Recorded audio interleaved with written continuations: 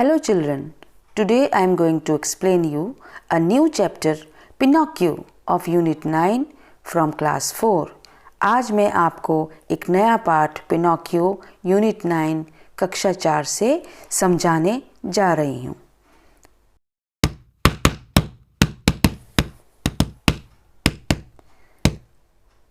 Pinocchio. Once upon a time, an old carpenter bought a very queer piece of wood. एक बार की बात है, एक पुराने बढ़ई ने लकड़ी का एक बहुत अनोखा टुकड़ा खरीदा. As he used his plane on it, जैसे ही उसने अपने गेंदा को उस पर इस्तेमाल किया, he heard a little laughing voice say, "Stop! You are tickling me." उसने थोड़ी हंसी की आवाज़ सुनी. Stop! You are tickling me. यानी कि रुको, तुम मुझे गुदगुदी कर रहे हो. The old man was puzzled by the voice. आवाज़ सुनकर बूढ़ा हैरान हो गया. He said, "This is a strange piece of wood." उन्होंने कहा, यह लकड़ी का टुकड़ा बहुत ही अनोखा है. What shall I do with it? मैं इसके साथ क्या करूँगा? I think I will make it into a puppet. मुझे लगता है मैं इससे एक कठपुतली बनाऊँगा. He set to work. उसने काम करना शुरू कर दिया. And as the puppet boy took shape, जैसे ही कठपुतली का बच्चा आकार लेने लगा, the old man said, बूढ़े ने कहा, he must have a name. उसके पास एक नाम होना चाहिए. I will call him Pinocchio. मैं उसे पिनोकियो नाम से बुलाऊंगा. As soon as he finished making the eyes, जैसे ही उसने आंखें बनाना समाप्त किया, the carpenter was amazed to see them move. बढ़ई ने उन्हें देखकर चकित हो गया. Carpenter means बढ़ई. Amazed means चकित होना.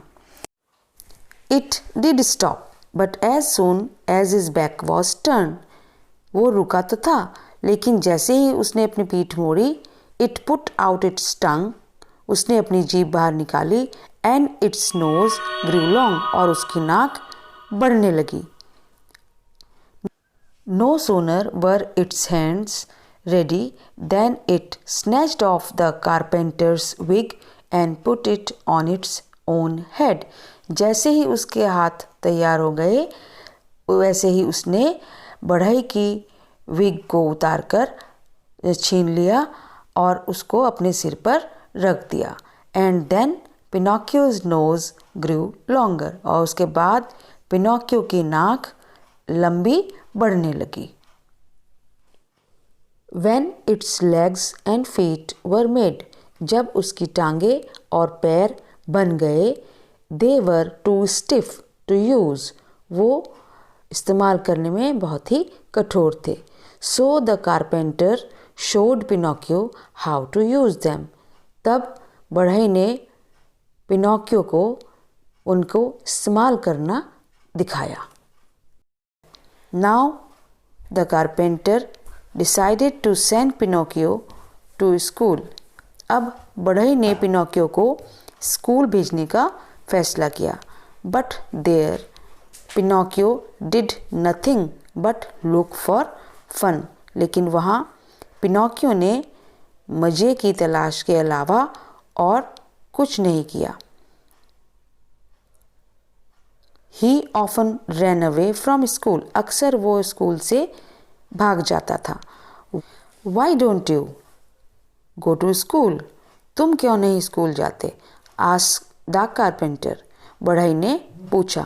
Pinocchio told him a lie. Pinocchio ने उसे झूठ कहा. And his nose started growing longer and longer. और पिनोकियो की नाक लंबी होती चली गई. Each time he was rude to someone or told a lie. हर बार वह किसी से झूठ बोलता और उसकी नाक लंबी हो जाती. Finally Pinocchio said, "I am glad to be a real boy." अंत में पिनोकियो ने कहा, मैं एक असली लड़का बनकर खुश हूँ। I will never lie again. मैं फिर कभी झूठ नहीं बोलूँगा।